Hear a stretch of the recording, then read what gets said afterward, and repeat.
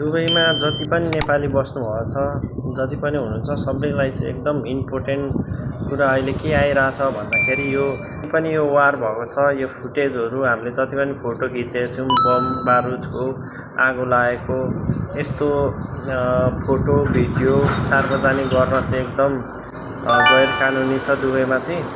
यसले 10 जना मान्छे चाहिँ पक्रिसकेको छ, धेरै कन्ट्रीको हुनुहुन्छ, नेपालको पनि एकजना पर्नु भएको छ। यस्तै भिडियोहरू एआईबाट बनाएको डरलाग्दो भिडियोहरू सेयर गरेको उसमा पक्राउ पर्नु भएको छ। यसले गर्दा हामीलाई एकदम ठुलो क्षति हुनसक्छ। अहिले कस्तो भइरहेछ भने सिआइडीहरूले मोबाइल चेक गरिरहेछ बाहिर हुँदै पनि, तपाईँको मोबाइल हुँदै पनि तपाईँको त्यस्तो भिडियो फोटोहरू छ, तपाईँले फेसबुक हुँदै टिकटक हुँदै इन्स्टाग्राम हुँदै तपाईँहरूले सेयर गर्नुभएको छ भने त्यो डिलिट गरिहाल्नुहोस्।